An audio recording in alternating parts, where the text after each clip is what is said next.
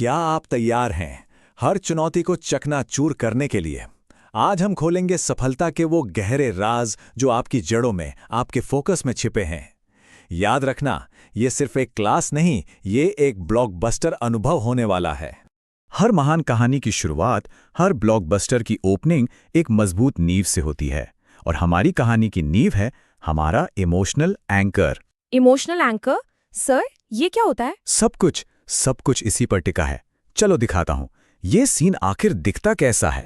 Screen पर देखो, क्या दिख रहा है? दादा दादी और बच्चे। एक बहुत ही साधारण सी कविता। लेकिन ये सिर्फ कविता नहीं, ये तुम्हारी सबसे बड़ी ताकत का सोर्स है। भूरी खादी का मतलब सिर्फ कोई कपड़ा नहीं, इसका असली मतलब है सादगी, धैर्य और अपनी जड़ों से जुड़ा रहना। यही वो इमोशनल एंकर है जो एग्जाम के भयानक प्रेशर में तुम्हें टूटने नहीं देगा। अरे वाह सर, इसका मतलब ये सिर्फ एक कविता नहीं, बल्कि मुश्किल से मुश्किल हालात में खुद को ढालने की, मतलब अडेप्टेबिलिटी की एक ट्रेनिंग है। बिल्कुल सही पकड़ा। और इसी अडेप्टेबिलिटी को फौलाद जैसा मजबूत करने के लिए अब हम एक कदम और आगे बढ़ेंगे। और अब आता है एक मास्टर स्ट्रोक। चलो मेरे साथ एक दिमागी कसरत करो। उसी कविता में जहां दादा दादी शब्द है, उसे नाना नानी से बदलकर दोबारा गाओ। स्टूडेंट, दादा दादी को नाना नानी से? पर ऐसा क्यों सर? इसे कहते हैं रिप्लेसमेंट टेक्निक।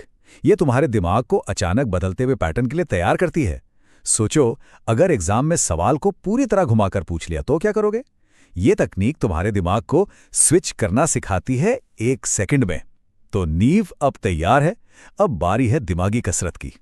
नींव तो चट्टान जैसे मजबूत हो गई, अब वक्त है उस पर एक मजबूत इमारत खड़ी करने का। वक्त है दिमागी कसरत का। तो तैयार हो ब्रेन जिम के लिए?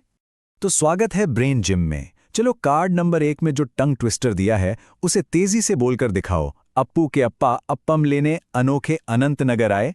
अप्पू के अप्पा अप्पम। सर, ये तो बहुत मुश्किल है। हाँ, मुश्किल है, क्योंकि जब मेंस का पेपर लिखते हो ना, तो तुम्हारे विचारों और तुम्हारे शब्दों में बिल्कुल यही तालमेल चाहिए होता है। ये एक्सरसाइज उसी तालमेल को मजबूत करती है। चलो अब इस वर्कआउट को अगले लेवल पर लेकर चलते हैं। अब एक और लेवल ऊपर। स्क्रीन पर देखो, अप्पू शब्द के शुरू में म लगाओ तो क्या बना? मप्पू, मप्पा, मप्पम। शानदार। इसे कहते हैं साउंड मैनिपुलेशन। ये तुम्हारे कंसंट्रेशन पावर के लिए वेट लिफ्टिंग जैसा है। इससे तुम्हारा दिमाग मुश्किल से मुश्किल सवालों पर लंबे समय तक फोकस करना सीखता है। ये एकाग्रता की असली परीक्षा है। लेकिन याद रखना, दिमागी ताकत के साथ साथ हमें सही रणनीति भी चाहिए। दिमागी ताकत तो आ चुकी है, पर याद रखना, ताकत बिना सही रणनीति के बिल्कुल बेकार है। अब हम सीखेंगे शब्दों का पोस्टमार्टम करके अपनी रणनीति बनाना। टीचर, स्क्रीन देखो, हम यहां शब्दों का पोस्टमार्टम कर रहे हैं। जैसे दनादन शब्द को देखो, बताओ ये कितनी ध्वनियों से मिलकर बना है? स्टूडेंट, द, ना, दन। 4। बिल्कुल। ये सिर्फ ध्वनियां गिनना नहीं है, ये दिमाग को एक बहुत मुश्किल प्रॉब्लम को छोटे छोटे मैनेजेबल हिस्सों में तोड़कर समझने की ट्रेनिंग देना है। इसे कहते हैं डिवाइड एंड कॉन्कर, बांटो और जीतो। और ये इतना जरूरी क्यों? इसका असर अब देखो। अब समझ आया सर, किसी भी बड़ी प्रॉब्लम को सॉल्व करने के लिए उसे छोटे छोटे हिस्सों में तोड़ना ही पड़ता है। सिली मिस्टेक से बचने का यही एकमात्र तरीका है। टीचर, तुमने बिल्कुल सही नस पकड़ी है। जो छोटी छोटी डिटेल्स को मिस कर देता है, वो बड़ी से बड़ी जंग हार जाता है। यही है एक टॉकर का असली सीक्रेट। और अब जब तुम लगभग तैयार हो, तो असली टेस्ट का समय आ गया है। टीचर, तुमने अपनी नींव मजबूत कर ली, दिमाग की कसरत कर ली और रणनीति भी सीख ली। पर अब होगा असली टेस्ट, तुम्हारे फोकस और तुम्हारे कैरेक्टर का फाइनल इम्तिहान। स्टूडेंट, मैं तैयार हूं सर। देखते हैं, क्योंकि अब तुम्हारा सामना होगा एग्जामिनर के जाल से। चलो इस जाल में उतरते हैं। यह है स्नाइपर फोकस टेस्ट। सवाल है, जिन शब्दों की पहली ध्वनि अ है, उन पर सही का निशान वी लगाओ। तुम्हारे पास 3 ऑप्शन है, मां, दादा, घर, और ऊपर 3 चित्र हैं, अनार, अमरूद, अदरक। बताओ, क्या कोई भी शब्द अ से शुरू हो रहा है? सर, इनमें से तो कोई भी शब्द अ से शुरू नहीं हो रहा है। कहीं सवाल ही तो गलत नहीं है। सोचो, ध्यान से सोचो। एग्जामिनर ने एक जाल बिछाया है। क्या तुम इस जाल का राज समझ पाए? यही तो समझना था।